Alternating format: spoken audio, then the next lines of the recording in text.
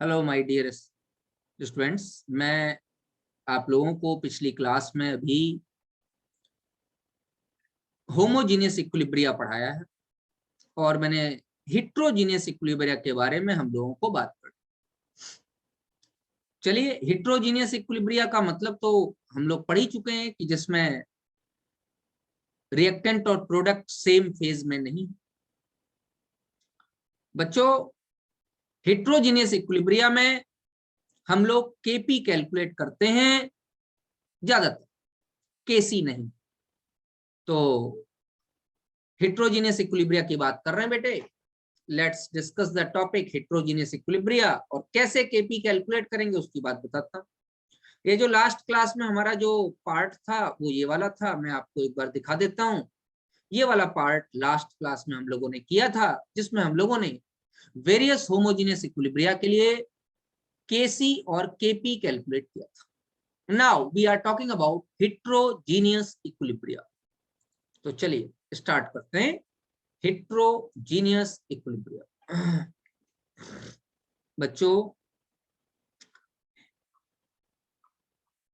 Heterogeneous equilibria, heterogeneous का मतलब है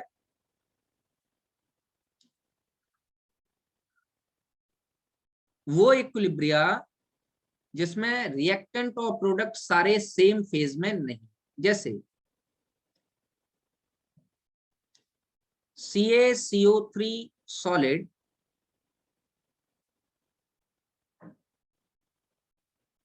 रिवर्सिबल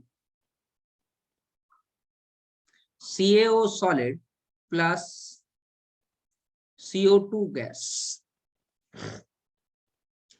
ध्यान दीजिए, CaCO3 सॉलिड स्टेट में, CaO सॉलिड स्टेट में, CO2 गैस फेज में।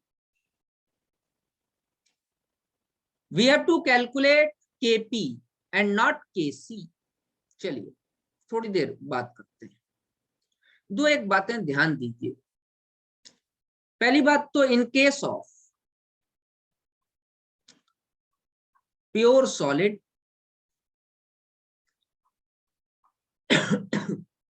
and pure liquid,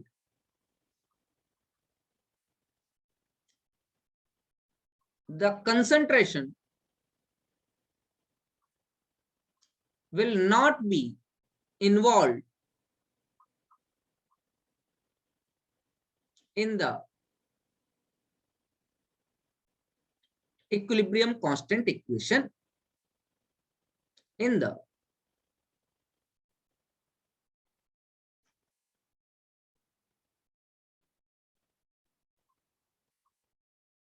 equilibrium. Equilibrium में इन्वॉल्व ही नहीं करे, आगे लिखने की क्या जरूरत है। इक्विलिब्रियम में ही इन्वॉल्व क्यों? क्योंकि ये डेंसिटी पे डिपेंड करते हैं और डेंसिटी चेंज नहीं होती बेटा कभी। सॉलिड, प्योर सॉलिड और प्योर लिक्विड। चलिए पहली बात तो ये आती समझ। अब हमारे पास इक्वेशन है CaCO3 solid reversible CaO solid plus CO2 gas.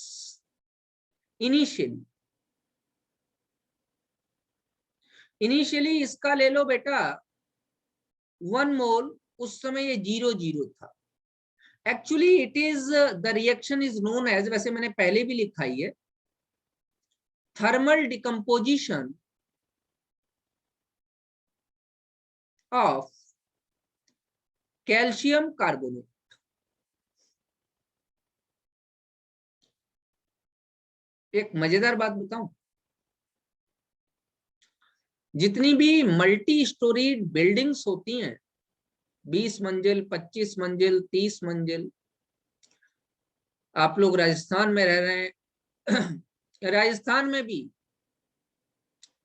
जो है कोई भी आदमी मार्बल का यूज नहीं करता, जबकि राजस्थान में मार्बल बहुत सस्ता है। यूपी साइड मार्बल बहुत महंगा, यूपी बिहार में मार्बल वही लगाता है जिसके पास बहुत पैसा होता है। यहाँ तो मार्बल बहुत सस्ता है, फिर भी मल्टी स्टोरीड बिल्डिंग में लोग टाइल्स का यूज करते हैं, मार्बल्स का नहीं। कॉज क्या है बेटा? जैसे ही ऊपर जाते चले जाओगे तो थोड़ा टेम्परेचर में इंक्रीज आएगा। तो मान लो 20 मंजिल 18 मंजिल की ऊंची बिल्डिंग है और उसमें आपने मार्बल लगा रखे, और इस बिल्डिंग्स में बहुत ज्यादा क्वांटिटी में, जो मल्टी स्टोरी बिल्डिंग्स होती हैं उनमें बहुत ज्यादा क्वांटिटी में जो है शीशा लगाया जाता है, मतलब ग्लास, ग्लास का बड़ा यूज होता है। और glass green house effect create करता है। ग्रीन हाउस इफेक्ट क्या होता है कि सनलाइट अंदर जाएगी तो आईआर रेज अंदर ही रह जाएंगी, मतलब जो हीटिंग इफेक्ट है वो आईआर रेज का होता है, तो अंदर ही रह जाएंगी, बाहर नहीं आ पाएंगी। तो इसका मतलब इन कंपैरिजन टू लोअर जो है अपार्टमेंट, जो हायर अपार्टमेंट में उसमें मतलब गर्मी या हीटिंग ज्यादा हो। तो अगर ऊपर आपने मार्बल का यूज कर लिया तो मार्बल होता है कैल्शियम कार्बोनेट, और गर्मियों के दिनों में क्या काम करेगा कि मार्बल डिकम्पोज होना शुरू कर देगा, और आईआर रेडिएशंस तो आ ही रही क्योंकि ग्लास बहुत ज्यादा क्वांटिटी में लगा रखा। तो क्या होगा? घुटन हो जाएगी बहुत ज्यादा क्वांटिटी। तो ध्यान दो, कैल्शियम कार्बोनेट डिकम्पोज हो रहा है, कार्बन डाइऑक्साइड बना रहा है। यही कारण है कि मल्टी स्टोरी बिल्डिंग में हम लोग टाइल्स लगाते हैं, मार्बल नहीं। भले ही मार्बल कितना भी सस्ता हो, मार्बल नहीं लगाते, टाइल्स। चलो भाई आगे की बात करता हूं। ये तो एक जनरल सा मैंने बात बता दी आपको इनिशियली। अब एट इक्विलिब्रिया, मैंने आपको बताया इक्विलिब्रिया पर सॉलिड और प्योर लिक्विड और प्योर सॉलिड का कंसंट्रेशन इफेक्टिव ही नहीं होगा। तो कार्बन डाइऑक्साइड कितनी बनी? कार्बन डाइऑक्साइड भाई 1 मोल CaCO3 gives 1 mole CaO and 1 mole of CO2। तो अगर x मोल डिकम्पोज हुआ होगा तो यहाँ x मोल बन गया होगा। एक काम करता हूँ, इसको हटा देता हूँ, नहीं तो इसको भी आप लोग x समझोगे। ये इन्वॉल्व ही नहीं होगा, कोई लेना देना नहीं इसका। दिस विल नॉट इन्वॉल्व, ये मामला खत्म, ये इन्वॉल्व नहीं होगा, सॉलिड है। अच्छा, total number of moles at equilibria x हो गए, x ही है total number of moles at equilibria बराबर x। तो बेटा पार्शियल प्रेशर निकालो, इसका तो कोई लेना देना नहीं, प्योर सॉलिड है, इन्वॉल्व ही नहीं होगा। तो पार्शियल प्रेशर सिर्फ कार्बन डाइऑक्साइड का निकलेगा, x अपॉन x। क्यों? इक्विलिब्रियम पे total number of moles x थे, क्योंकि ये दोनों प्योर सॉलिड है, इन्वॉल्व नहीं होंगे। बोलो भैया, तो x upon x into p। भैया x से x काट दो, बचा क्या बेटा? p। भैया बेटा kp निकालो मेरे बच्चे, kp निकालो। पहले ही निकला रखा है? हाँ सही है। kp क्या है भाई? Product bye reactant. तो प्रोडक्ट में सॉलिड वाला ये इन्वॉल्व नहीं होगा, रिएक्टेंट पूरा ही सॉलिड है, ये भी इन्वॉल्व नहीं होगा। तो that is equal to partial pressure of carbon dioxide, partial pressure of carbon dioxide. बोलो भैया, तो पार्शियल प्रेशर कार्बन डाइऑक्साइड का कितना है? पी के बराबर है, तो पी हो गया, मामला खत्म। किसी को कोई प्रॉब्लम? No sir. बहुत बढ़िया। एग्जाम्पल नंबर 1 हमने कर लिया भैया। एग्जाम्पल नंबर 2 करते। एग्जाम्पल नंबर 2 ये है NH4SH solid gives NH3 gas plus H2S gas। ये है इनिशियल स्टेज में। ये क्या लिखा है? अमोनियम बाईसल्फाइड।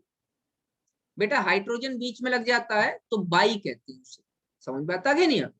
या तो कहो अमोनियम हाइड्रोजन सल्फाइड या अमोनियम बाईसल्फाइड। मैं एग्जांपल देता हूँ, जैसे देखो इसका नाम क्या था, Na2CO3 का सोडियम कार्बोनेट, एक हाइड्रोजन लगाओ बेटा, NaHCO3, क्या नाम हो जाएगा, सोडियम बाई कार्बोनेट। हाइड्रोजन को क्या कहते हैं, बाई, ध्यान रखो, या तो कह सकते हैं सोडियम हाइड्रोजन कार्बोनेट या सोडियम बाई कार्बोनेट। तो बताओ NH4 का होल ट्वाइस S का क्या नाम है, अमोनियम सल्फाइड, अमोनियम सल्फाइड। तो अगर एक हाइड्रोजन लगा दूंगा NH4SH तो क्या नाम हो जाएगा, अमोनियम बाई सल्फाइड, ध्यान रखिएगा इसको। चलो ये तो हटा देता हूं, इसका तो कोई लेना देना नहीं, हमको तो केपी कैलकुलेट करना है, थोड़ी सी इनऑर्गेनिक पढ़ ली हम लोगों ने, हाँ? चलो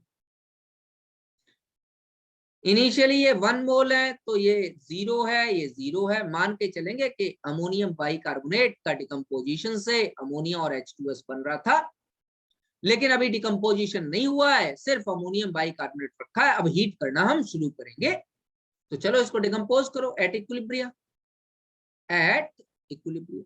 ये सॉलिड है तो इसका कंसंट्रेशन लेंगे, लेकिन 1 mole of ammonium bisulphide on decomposition gives 1 mole of ammonia and 1 mole of H2S.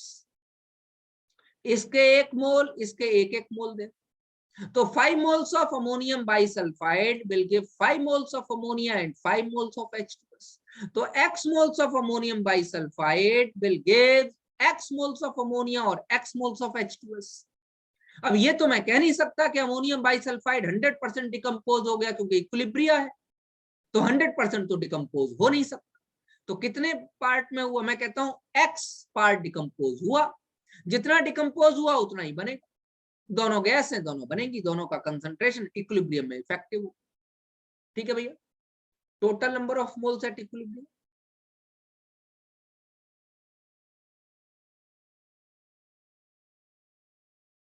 To x, बोलो x प्लस एक्स, ये तो लिया नहीं जाएगा।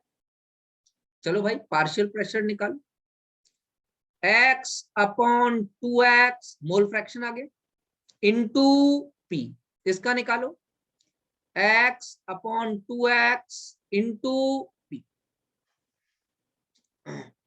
चलो बेटा kp आ जाएगा, kp बराबर क्या हो जाएगा बताओ, x square p square upon 4 x square, बोलो भैया यही तो हो जाएगा, x स्क्वायर से x स्क्वायर चला गया, तो देयरफॉर kp बराबर p square by 4।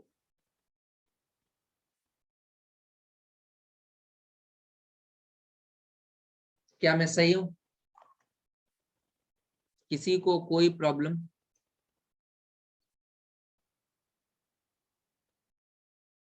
Very good, ये मैंने आपको होमोजीनियस और हिट्रोजीनियस इक्विलिब्रिया में केपी केसी निकालना सिखाया। अच्छा हाँ, अब आप कहोगे सर हिट्रोजीनियस इक्विलिब्रिया में अगर हमको केसी निकालना हो तो अल्टरनेटिव मेथड का इस्तेमाल करो, जैसे इसमें मुझे केसी निकालना, अपने आप बताएंगे, तो फॉर्मूला क्या बन जाए, केपी बराबर केसी इंटू आरटी का और डेल्टा एन, डेल्टा एन क्या होता है, number of moles of product minus reactant, reactant में कोई गैस है नहीं, प्रोडक्ट में 2 गैस हैं, तो आरटी का पावर 2 आ गया, तो के सी बराबर आ गया केपी बाई आर टी का,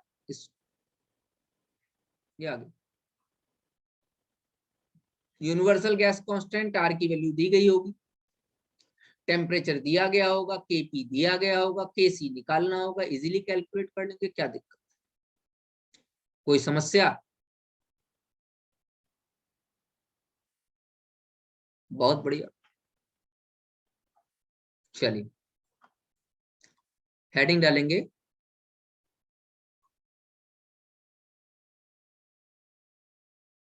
मैनिपुलेटिंग द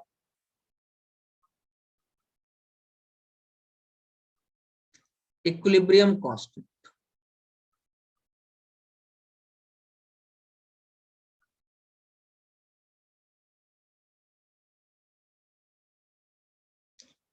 देखो बेटा, equilibrium constant Kc is only the factor of temperature. ये बात ध्यान रखो, ये बात मैंने पहले भी बताई। लेकिन थोड़ा सा मैनिपुलेशन कर सकते हैं Kc की वैल्यूज। कैसे? कई सारे तरीके हैं, तो एक एक करके मैं मैनिपुलेशन समझा रहा हूं कि हम लोग मैनिपुलेट करना मतलब थोड़ा चेंज करते हैं। कैसे करें? Number first,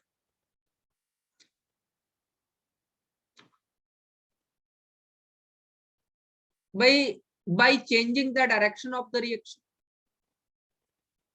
by changing the direction of the reaction। इसका क्या मतलब?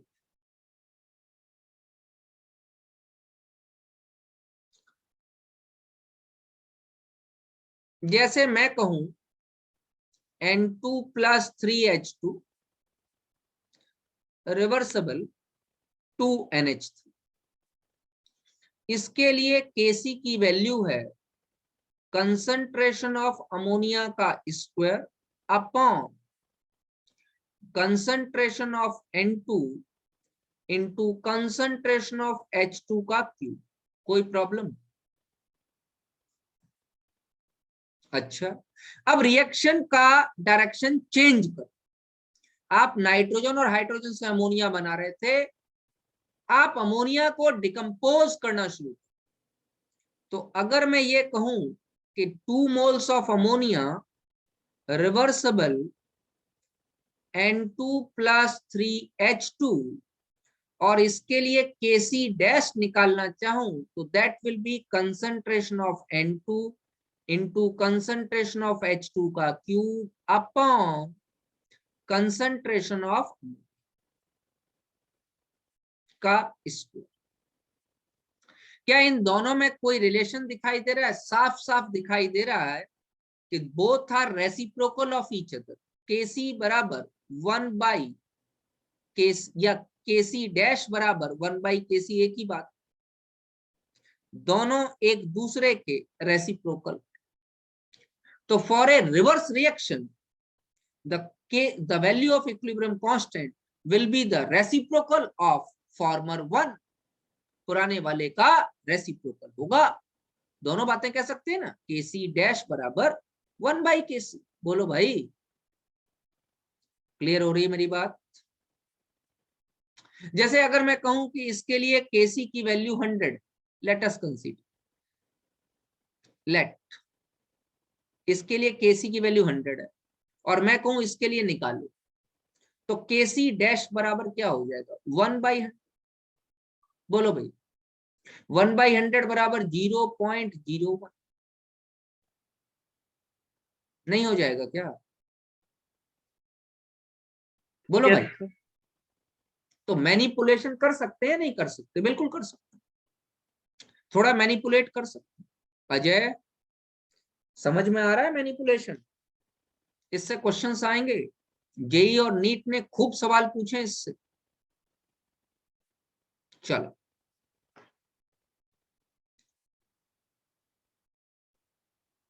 Number second point, number second point,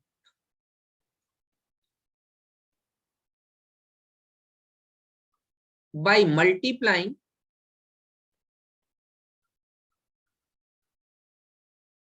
the equation by a suitable number, किसी सुटेबल नंबर से मल्टीप्लाई कर दो। जैसे देखो, मैं कहता हूं H2 + I2 रिवर्सिबल 2HI, इसके लिए Kc की वैल्यू, तो Kc की वैल्यू हो जाएगी कंसंट्रेशन ऑफ HI का square upon concentration of H2 into concentration of I2। Any problem? बोलो भैया। अब मैं कह देता हूं 2 moles of H2 + 2 moles of I2 reversible 4 moles of HI। इसके लिए Kc डैश की वैल्यू कितनी आ जाएगी? कंसंट्रेशन ऑफ HI की power 4 upon concentration of H2 की power square into concentration of I2 का स्क्वायर। बोलो भैया, बेटा इन दोनों में क्या रिलेशन दिखाई दे रहा है आप लोगों को, जरा मुझे बताइए। आपको स्पष्ट दिखाई दे रहा है कि Kc डैश बराबर Kc का। किसी को इस छोटी सी मैथमेटिक में कोई प्रॉब्लम है क्या? No sir. जतिन को समझ में आ गया? अंशिका, अजय, महक, प्रतिभा, सभी लोगों को आ गया? गुड। सृष्टि, समझ में आ गया? यस। तो ये तो मैंने पहला एग्जाम्पल बताया। अब मैं दूसरा एग्जाम्पल लिख रहा हूं, उसके लिए आप लोग कैलकुलेट करके दिखाएंगे। N2 plus 3H2 reversible 2NH3। इसके लिए Kc की वैल्यू है 100 और मैं कह रहा हूं half N2 plus 3/2H2 reversible ammonia, और इसके लिए Kc डैश की वैल्यू बतानी। चलिए आप लोग इसमें रिलेशन निकाल के दिखाइए मुझे, क्या रिलेशन आएगा और क्या वैल्यू आएगी। जो बच्चे वीडियो पर अभी हैं वो वीडियो पॉज करके दिखाएं मुझे क्या वैल्यू आएगी, एक बार कोशिश करें। सर आंसर 10 है क्या? हाँ बेटा, इसका आंसर 10 है, आराम से दिखाई दे रहा है। पहली वाली इक्वेशन में अगर हम हाफ का मल्टीप्लाई करें तो दूसरी वाली इक्वेशन आ जाएगी। आ जाएगी या नहीं आ जाएगी? जिसका मल्टीप्लाई करेंगे वही पावर लगा दें। तो Kc डैश की वैल्यू क्या आ जाएगी? Kc में किसका मल्टीप्लाई करें जिससे Kc डैश आ जाए? हाफ का मल्टीप्लाई करें कि पावर क्या आ जाएगी? हाफ। हमने ऊपर देखो, हमने HI की पहली इक्वेशन में किसका मल्टीप्लाई किया था जो दूसरी वाली आ गई? 2 का मल्टीप्लाई किया, इसीलिए Kc डैश क्या आया? Kc की पावर ट्वाइस। तो हम नाइट अमोनिया की बनाने की इस पहली वाली रिएक्शन में क्या मल्टीप्लाई करें कि दूसरी वाली रिएक्शन आ जाए? 1/2 मल्टीप्लाई करो। जो मल्टीप्लाई करने से दूसरी वाली रिएक्शन आ जाती है उसी को पहले वाले Kc की पावर लगा दी जाएगी। तो Kc डैश बराबर Kc की पावर हाफ। हाफ मतलब रूट, हाफ मतलब रूट Kc। तो जरा रूट Kc निकालो, 100 का रूट निकालो, 10 नहीं आ जाए? आयुष समझ में आया आप? ठीक।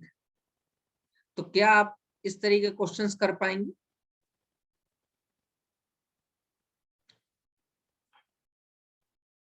जरा देखिए, third point, if by adding two reactions we got third reaction, then क्या कहना चाहते? मालूम चले A से B, ठीक है, B से C, इसके लिए K1, इसके लिए K2, हमें कहा है A से C, तो इसके लिए K डैश क्या होगा? तो हमको मालूम है कि इक्वेशन नंबर 1 और इक्वेशन नंबर 2 को अगर मैं ऐड कर दूं तो मुझे इक्वेशन नंबर 3 मिल जाएगी। as we know that by adding equation number 1 and equation number 2 we will get equation number 3. क्या नहीं मिल जाएगी क्या बेटा? जरा इसको ऐड करो, बी से बी कट जाएगा, इक्वेशन थर्ड ये आ गई आपकी या नहीं आ गई? करके देखो, ए से डायरेक्ट सी आ गई। जल्दी बोलिए। ठीक है, देयरफॉर अगर ऐसा हो जाए तो के डैश बराबर होगा K1 इंटू के।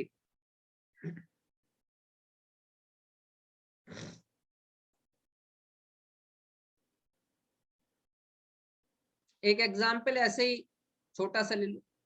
मैं मान लेता हूं ए से बी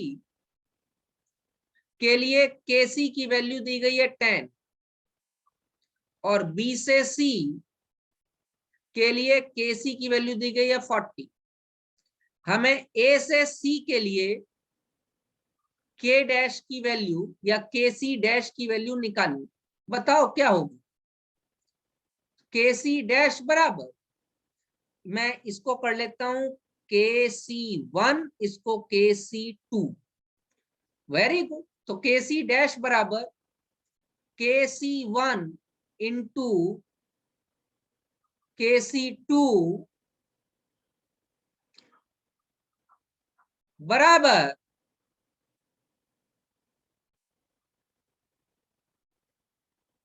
400। वेरी गुड, सबका निकल गया। Very very good. सबका निकल गया। जय माता, सबका निकल गया। Very good very good very good. समझ में आ रही है? ये मैनिपुलेशन समझाया मैंने आपको कि कैसे मैनिपुलेट करेंगे। इसके आगे मैं आपको नेक्स्ट आपके क्लास में बताऊंगा बेटा।